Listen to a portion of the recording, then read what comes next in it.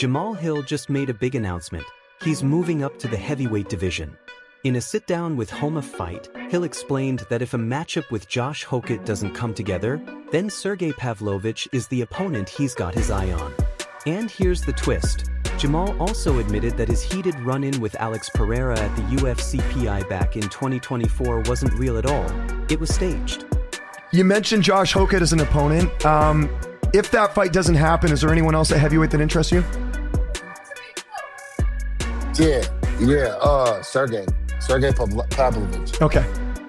Gotcha. Because I was going to say, there's two Sergeys, but yes, yeah, the Pavlovich one. Yeah, no, Spivak, bro, Spivak is my guy. I would not want to fight Spivak. Okay. Like, I love Sergey Spivak, bro. I got the video. You see me at his fight, bro. I'm screaming my head off for him. Yeah. You know what I mean? Okay. I love Sergey. I love Curtis.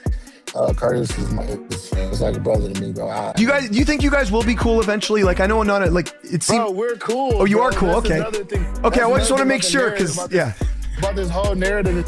Like, dude, me and him are cool, bro. Yeah. We don't have, like, there's never been any beef. There's never been, like, any animosity. We've never had to be separated or any of those things. There was the video. Well, I was going to say the PI thing, right? Yeah. That wasn't, but I told you, that wasn't, we planned that. That was for us to try to hype up a fight between the two of us. Okay.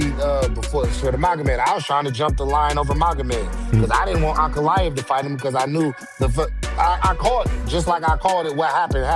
You know what I mean? It wasn't hating. It was just something that I saw. I'm like, I'd rather be the one to do that. Yeah. You know? But yeah, but we cool, bro. I talk to his kids every time I see him. I speak to his family anytime I see him, his whole team, everything like that, bro. Me and Glover, I mean, we have our little walks and like that, you know, and everything. Josh Hokit didn't hold back after Jamal Hill admitted that his clash with Alex Pereira at the UFC PI was staged. Hokit's reaction was blunt. He basically said, "Why even admit that? Some things you should just take to the grave, fam." But Hokit wasn't done there. He fired shots at Pereira too, joking that he's still waiting on a Father's Day message from Alex because, in his words, "I'm your daddy." He even pitched a matchup, himself versus Pereira for the BMF belt at Madison Square Garden this November. And in classic Hokit fashion, he wrapped it up with a wild line, claiming Cyril Gane wears a thong while mowing his lawn. Hokit also floated the idea of fighting in Paris this September if Tom Aspinall doesn't return, promising he'd beat Pereira not only in the cage but also in a one-on-one basketball game, calling himself the greatest all-around athlete to ever step into the octagon. Meanwhile, Pereira opened up about his hesitation to come back.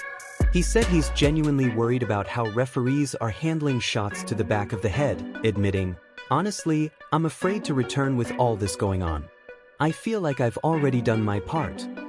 After that, he reposted the video, letting fans know exactly where he stands.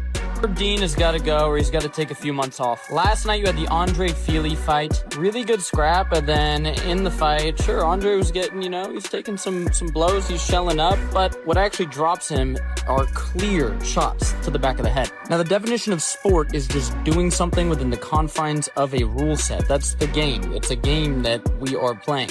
And in the confines of this rule set, you are not allowed to hit people in the back of the head. And the back of that is identified, you can imagine, if you're wearing headphones, okay? So like right here, those type of headphones, that's the back of the head. You're not allowed to hit people there. So when somebody gets hit there, the fight is supposed to be stopped and a point should be deducted, depending on the severity of the situation, all that. That's what's supposed to happen. And in the Cyril Gane fight and the fight last night, it just, bro. And, you can see people make these arguments of, oh, well, Pereira was getting pieced up, you know what I mean? Oh, Feely was shelling up in that moment. You're right. That's how the fight was going. But again, it's confined. Trevor Whitman revealed that Hunter Campbell actually reached out to him a few weeks back about possibly bringing his glove design into the UFC. For anyone who doesn't know, Whitman's gloves are built to keep a fighter's hands in a more natural position, which could go a long way in cutting down on eye pokes. But here's the catch. Dana White claims Whitman is asking for a staggering $100 million for the design. So Hunter reached out to me 4 weeks ago, and said he wanted to ignite the conversation again. So we'll see where that goes. They did the right thing and tried to make what we had spoke about. We had an NDA and we had a 5-year and they moved it to a 2-year. Took a lot of great notes, and I'm very grateful to be a part of those because they did go out there and use a lot of the ideas that I had, but they just couldn't do it to the level that I could do it. You got gloves? Of course you did. Of course you did. They're my favorite. The difference between Trevor's gloves and everybody else's gloves, one of the big differences, let's see how they're curved, folks? Looks like a hand. The regular gloves from the UFC are not. They're straight, just like this. So these gloves promote a natural punching position. Look, and then when you put them on, they're damn near perfect. The padding is amazing. They're fantastic to hit the bag with. They're just awesome. Look what they promote. Relax. So my hand is totally dead relaxed, and it promotes a closed fist position. He's doing the internal strapping right now. This strap is coming from over here, so that's going to pull this in. As you notice, we got pad on the side, so there's no, like, all the other gloves. Right. All coming down on a single knuckle. But again, this strap is going to really seal you in. Oh, yeah. And then this one. Oh, this is fantastic. Like I said, oh, my God. You don't even need hand wraps. That's it. This is so superior to the UFC gloves. I mean, the fact that this isn't being used by the UFC right now is We're going to get it done. I hope so. Hey, and you I've know been what? trying so hard. I stepped away from like the business part. I'm the visionary now. So I got right people that know how to make deals. So it's right. And the UFC is going to be happy. We weren't ready. That was me versus Khabib. I take full responsibility. Oh, I believe it. That I didn't know that you could do deals all these different ways. You know, when they'd say what they wanted to do, I was like, yeah, that's not how. Bro, this feels so good. We've been talking to Trevor for years. Rashad Evans, whom I love and respect, came to me and said, "Hey, listen, I'm invested in this thing. You know,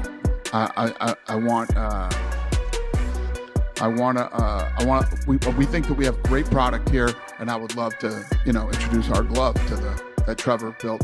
You know, all those guys like Trevor's a genius. He makes these bags and his gloves." So we looked at it all, and I literally told my finance team, "Get this deal done. Care what it takes. Get the deal done." They wanted like $100 million for the glove.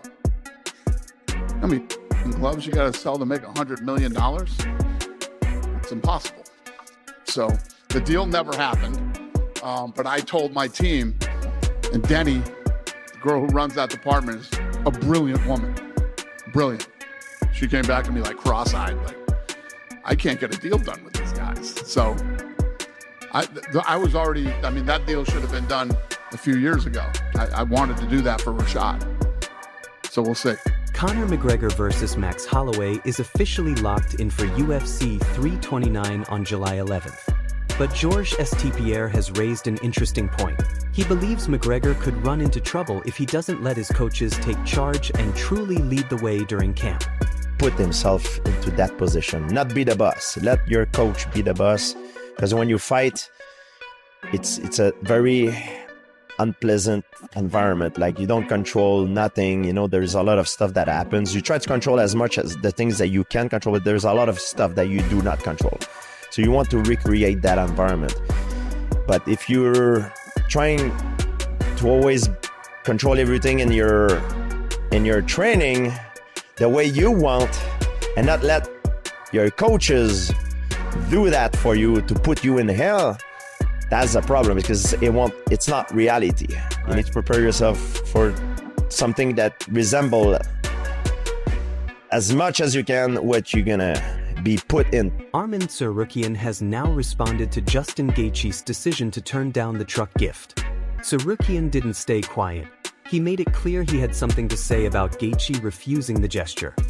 I'm not ever gonna, I'm not taking this truck from Arman. There's absolutely no way I would take a truck. He never shook my hand. Oh, so Arman Tsarukyan, he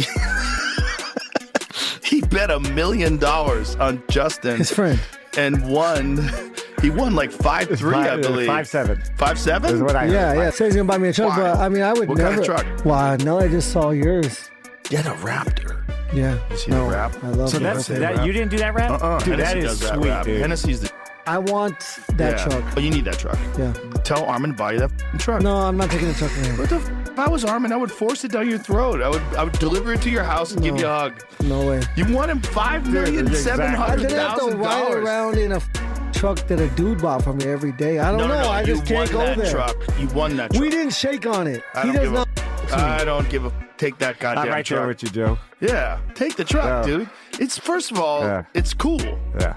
And he might also be your next opponent. Yeah. I mean, that's possible. That's possible. Yeah. That's the guy. He is, I mean, he's the guy. Definitely the guy that's up. That's for the it. guy. I mean, if there's anybody else in the division, that is the guy. What's up, guys? As he heard on Joe Rogan podcast, Justin Gaethje said he doesn't want to get the truck that I bought for him. So I decided to give one of my followers. All information is going to be on the caption. Good luck, and I'll see you in 2 weeks. I talked to my friend. I said, we're not going to give it to him. He doesn't want and he doesn't deserve that. I'm just going to give away that car to my followers. Even better, and someone maybe needs that car more than him. I told them too, the truck is ready and we are ready to send it. And yesterday I watched that video and I was shocked, what the and if you don't want to, I'm gonna give to my followers and that's it. And I'm gonna came up in the fight. Can't wait. Ian Gary is set to challenge Islam Makhachev for the welterweight title at UFC 330 on August 15th. And Gary's confidence is sky high. He says he actually hopes Islam takes him down because he wants to prove he can beat the champ in his own world. I mean, dude, I don't think Islam has a lot of weaknesses. He's never fought someone as long and tall as me. He's not fought someone as fast as me. He's not fought someone who has the distance management, the boxing capabilities, the head movement that I did, but also the takedown defense. He might get me there. I hope he does. Because I want to prove to the world that he can't. I want to prove to the world that I can get back up. I want to prove to the world that I can beat him in his own world. I don't care how long he's trained in that area. I don't care if he's an internationally recognized master of Sambo or not. I'm going to bounce him on his skull. I'm going to take his title. I'm going to take his throne. And I'm going to finish that consecutive win streak. And I'll always be the guy that stopped history from happening. On the Deep Waters podcast today, Dean Thomas weighed in on the talk surrounding Ilia Topuria's training habits. Some critics believe that not bringing in elite sparring partners may have played a role in his loss to Justin Gaethje. But Jorge Masvidal pushed back on that narrative, revealing that Topuria's own coach told him they did bring in high-level sparring partners for the camp. Now, I heard this about Ilia, from some people on the inside. They said that he doesn't bring in people that's going to challenge him. And while that works for him in the past, because it gives you a lot of confidence when you go into fights. If you're just beating everybody up, you're going into fights thinking you're just going to beat everybody up, but it backfired in this fight. If that was the case. What? Go ahead. I over the week, my strength and conditioning coach for a long time, and Ilia's head coach for strength and conditioning, same guy, Jesus Gallo. So I called him up and I was like, after, I think it was this Sunday we started talking, and I was like, dude, what happened, man, this and that. And he started telling me a couple things, and I asked him about the sparring partners because it's kind of known what level of quality sparring partners that he bring in. He told me he actually brought in real good guys, some real good European kickboxers, a couple good MMA guys. So I was like, I think it was just more Ilia's own strategy, or maybe his camp was actually going so well that he thought he just walk right into Gaethje and take his ass out, like you guys said, without faking, without moving, just put his hands up and walk right towards him. So maybe the camp was going that good, but from what I heard, he brought in some seasoned vets to give him a good push for this fight, Yeah, I felt like, who knows what could have actually been going on in camp. There have been some rumors about how his camp goes as far as his brother being his main training and sparring partner. But I think a lot of it had to do with just his mindset going into the fight, and I said it when we were talking on the pre-show for that fight, that he was almost a little too confident. You know what I'm saying? You have to, being confident is great, but you have to understand that there's another side to it. And going forward from this point on, he's gonna understand that other side of it. And will it kind of table his confidence as far as him asserting it and saying it? Maybe, but at the same time, I think it's healthy to have that kind of balance in there, because when you're in there, it doesn't always go your way. And you gotta be able to work yourself through that, because if you don't, you can find yourself having a temper tantrum in the fight and getting down on yourself and having bad self-talk and really defeating yourself. Alexander Volkanovski has made it clear he's open to stepping in against Justin Gaethje for the lightweight title. Volk isn't ruling anything out. He's ready to chase that challenge if the opportunity comes his way. Do I go up? Do I go? I was like, hey, let's do it. Nah, look, man, people ask me, would you do it? Of course I'll do it. I'm going to call it when if I feel like I deserve it, and you've seen when I was defended my belt 5 times before I asked for the double champ, you know, and then had the fight with Islam. Like, that's just how it is. Like, I lost the belt, defended against Lopez. Oh, yeah, got the belt back, defended against Lopez. Does that put me in a position to go and get another chance at the... So I'm not going to call for it. That's the type of champion I am. I think you need to earn it. But if the UFC was to offer it, of course. See 2 38-year-old fellas go at it in the lightweight division. 100%. Of course I would. So that's it, 100%. But again, I don't know. Arman should be next. But when you're not doing what the UFC want and you're not going to be in the company, man, you can be punished for it. And so we'll see what happens. Over the weekend, Dustin Poirier was arrested in Atlanta, Georgia. According to TMZ, the 37-year-old was taken into custody on Sunday evening around 6:38 p.m. on a misdemeanor charge of public drunkenness. He was later released that same night at about 10:14 p.m. Right now, the details of what led to the arrest remain unclear.